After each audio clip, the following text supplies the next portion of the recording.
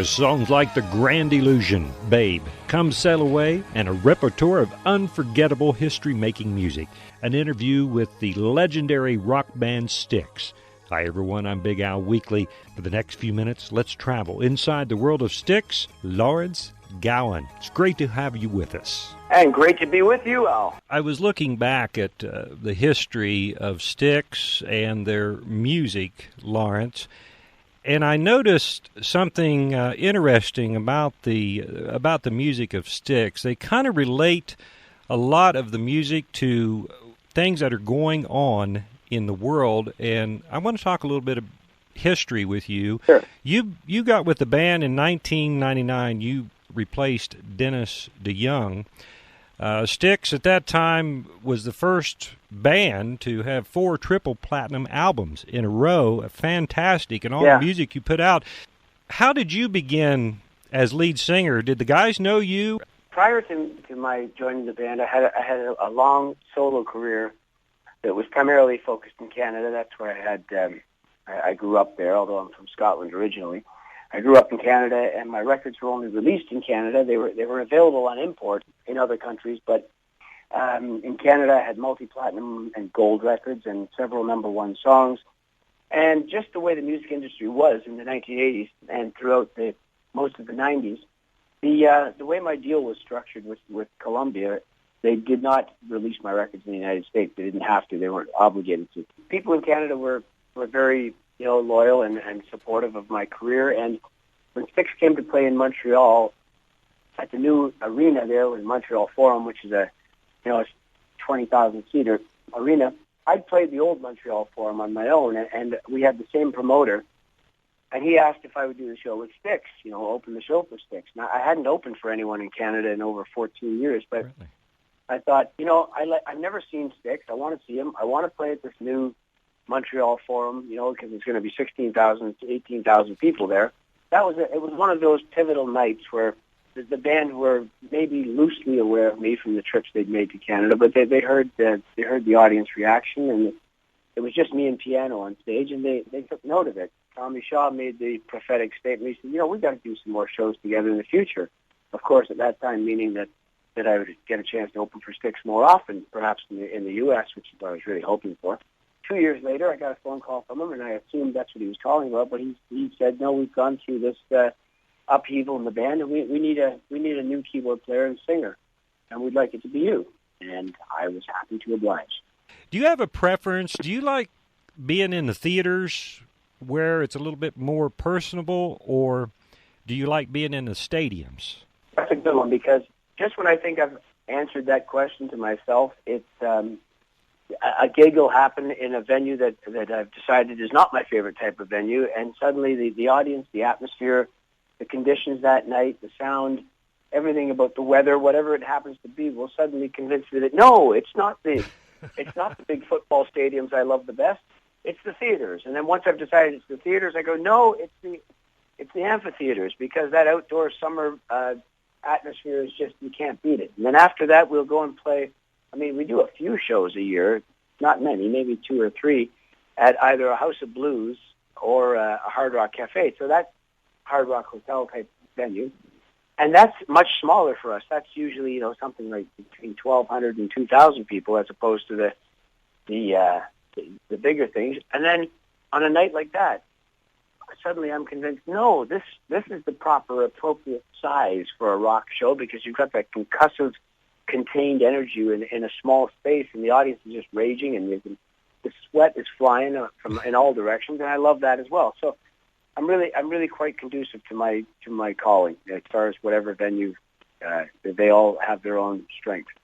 You joined, as we mentioned, in 1999, and you guys on the road like you are. And I'm curious, and I'm sure the listeners would be curious as well.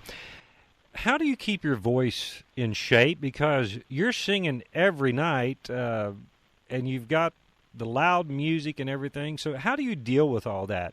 It doesn't. You'll go. I went for a long stretch there where I had absolutely no vocal issues whatsoever. But because of our intense traveling, you're eventually, just the way the roulette wheel spins, you're going to pick up something that's going to it's going to cause you a little bit of difficulty. You're going to have to work your way around it. I say this because this happens to be a year when, the first half of this year, I picked up something that I was able to overcome it by showtime every day. But, yeah, it affected my voice enough that I had to go see a bunch of doctors and consult with some specialists, et cetera, to figure out a way around it. Fortunately, I was still able to hit all the notes, and the audiences were none the wiser. But that's something that every singer has to face it. We're talking with Lawrence Gallen. He is the lead vocalist and plays keyboards for the legendary band called STYX. And Lawrence, I guess I need to mention your all's website, which is STYXworld.com, a great website. You can get all kinds of information and their tour dates as well. STYX seems to be doing something a little bit different as far as I'm concerned than the other bands that I've watched in the videos and this. You are bringing a lot of theater into your music for the entertainment. Is that something that was planned, or did it just kind of like come out of the blue?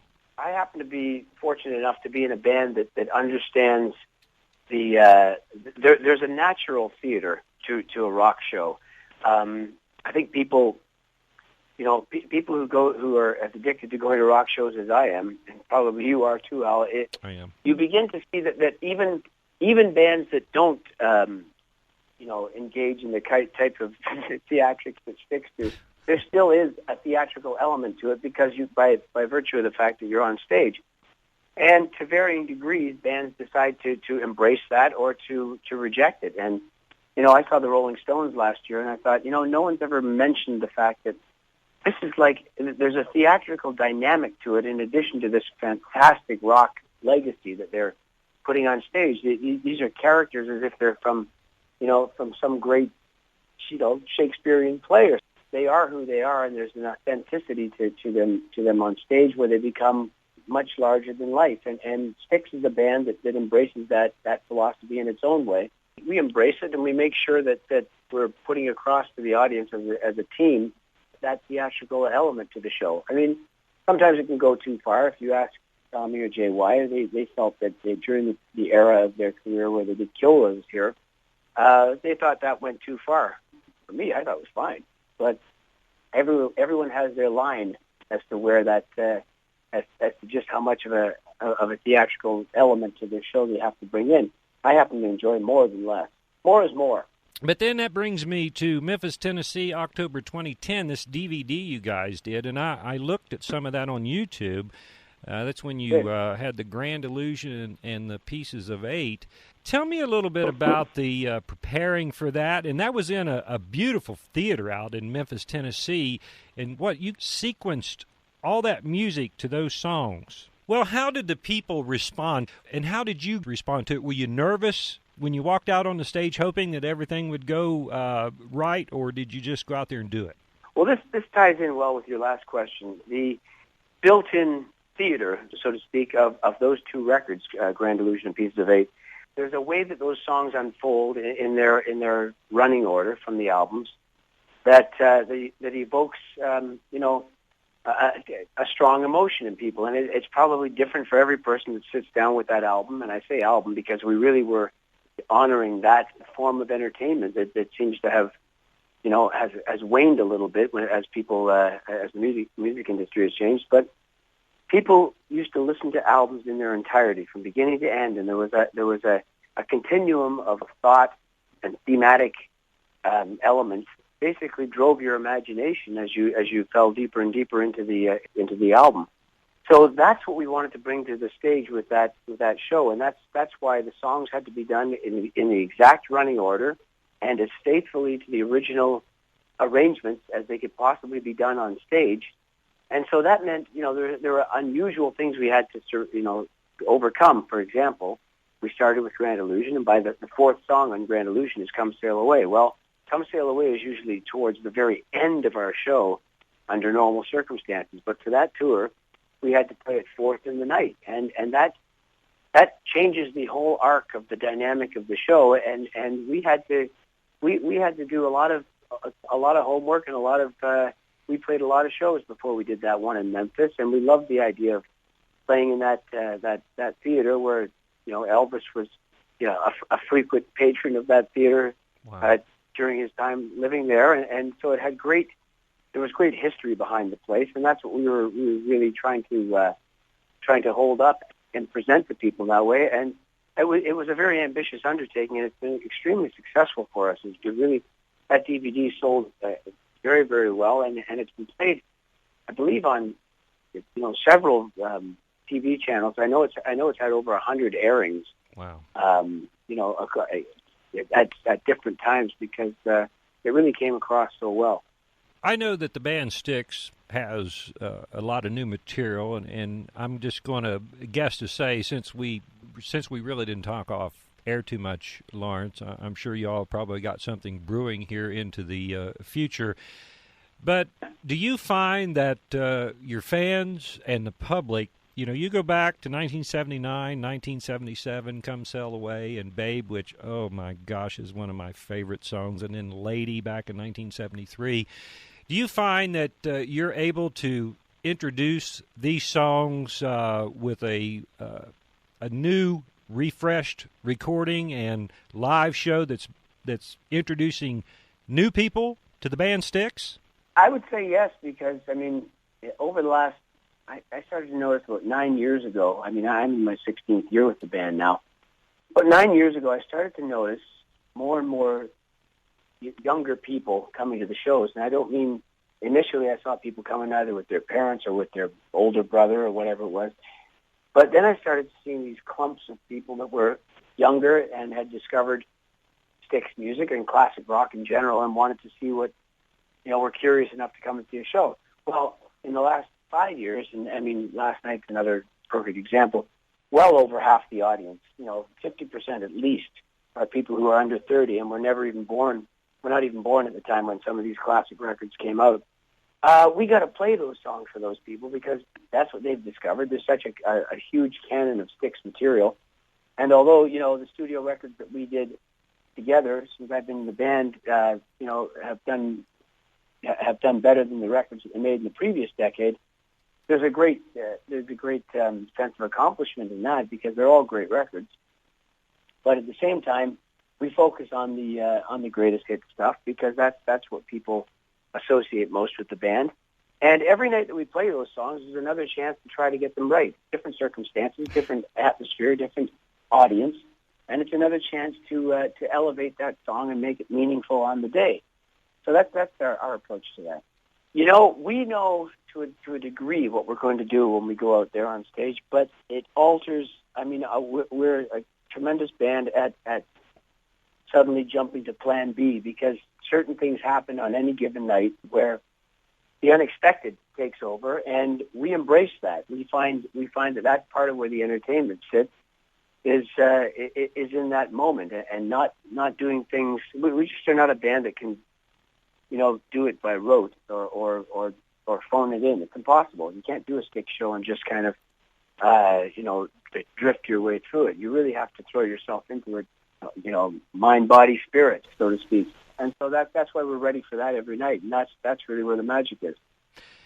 We're talking with Lawrence Gowan. He is the lead singer and keyboardist, and I know you play other instruments as well, Lawrence, with the legendary band STYX. Their website, STYXworld.com. What is the largest audience you have ever played for? Do you remember? Probably the 2 Super Bowls we played at. We played the Super Bowl in 2000. I think that one was about 70,000 people. I could be wrong. And the one in San Diego we did in 2004, that was 75,000 people. I remember that was the announced audience that day. So those are probably 2 of the biggest. And then, of course, you're taking the fact that there are, millions upon millions, around the world who are able to tune into that. So I suppose those are our biggest ones so far, both Super Bowls. Do you remember the first song that you sang with STYX, and how did you feel at that time? Can you remember that night? I do remember. It's funny. I guess it's a common way of looking at it that I was brought in to replace someone in the band, but it really, to be quite honest, it was never put in those terms to me. It was that they had parted ways before I was called, and I was brought in to basically bring whatever talents I possess into the band and for the band to continue. And Tommy made the point of saying this is exactly like when he came into the band to replace John Serluski after their fifth album. They'd had tremendous success with Equinox, and suddenly they found themselves without John Serluski, and they got a new guy, and that was Tommy Shaw. And Tommy has his own way of playing and his own way of doing everything, and that's why the band, I think, flourished so well. And he's commented that it was the same thing when I came in. It would kind of degrade the band in a way if I tried to sing like or to replace, so to speak, Dennis DeYoung. He made such a great contribution to the band during the long era that he was a part of it. So I've always looked at it like do the songs as honestly as I can. And to your question, on that very first night, we played in Branson, Missouri, and when I drew breath to suddenly sing Grand Illusion, I thought this is the first time this diehard STYX audience is ever going to hear someone else sing this song, and I've got a different way of approaching it, and I thought, well, I'm going to know in about 3.5 minutes whether this is going to work or not, So that was the one moment of trepidation I had, and as I say, it hadn't really dawned on me until about 5 seconds before the first line, "Welcome to the Grand Illusion." But by the end of the song, it was all high fives, and people are all jumping up and flicking their lighters and doing all the standard things that let you know that you received some approval. And from that time on, that's 16 years ago just about, I really haven't thought about it. Yes, you do have your own way of doing things, but I think the most important part of the band is it's in the same. How do I put that? The same line or circumference of what the band sounded like then, but you've added a great style to it, and you've been able to bring it right on in to modern day, and I think that's they should be very honored, all the original members from years ago, that you guys can do that, and you haven't really changed anything other than gotten better. Well, I'm very happy with your appraisal to hear that, but honestly, what you're saying, and I think what I'm saying is the feeling amongst the band is that the band is so strong because it's the culmination of all the great people who've ever been in the band. There've only been 10 people on planet Earth who ever were members of STYX, and that includes the 6 current members. Chuck Panazzo's still here with us, and like I say, it's the culmination of all that talent that amasses to the band and the show that we're able to put on now. And so we're very happy with the legacy that we're charged to uphold. Well, as we finish up, a couple things that I know everybody's going to want to know, and I'm just going to ask Lawrence Gowan, the lead singer of STYX. You've been with him since '99. On the road. What do you do personally to keep your sanity? I mean, is there, and everybody wants to know, how do you guys stick together as a unit? I'm sure y'all have disagreements like anybody else in your families. How do you go with this status, 7 days a week? Boy, that's a big one because, you're right. We are, and so therefore that leads to inevitable little conflicts, but I think, when I'll speak about bands because that's what I've done all my life. If you're a band in your 20s, you can quickly lose sight of the goal of the entire band as an entity, and you can let some little slight or whatever it is, locking horns with another band member can suddenly lead to the demise of the band, and that's a sad thing to see. And sometimes it's a necessary thing, but each situation has its own features. But anyway, I think when you've done it for the number of years that we have, and continue to elevate what we present to people, and see the approval of audiences, you begin to let little things in your younger days might have become huge issues. You're willing to kind of gently negotiate yourself around some of these, seeming roadblocks. Yeah, it's like, and it's the same within your family. I mean, I can pick a fight with my brother every 5 minutes of the day if I want to, but at the same time, I'm like, yeah, but then we're going to lose all the great stuff we did together, you know, and that's a sad thing. As I say, sometimes it's necessary because life just moves you in another direction. But when you got something as good as we've got in STYX, I think we place that above our own petty squabbles, and we get on with what's more important. We've been talking with Lawrence Gallen. He is the lead singer and keyboard player of the legendary rock group STYX. If you'd like to check out their website, that is STYXworld.com. STYXworld.com. We'd like to thank the members of the band STYX and their organization for making this interview possible.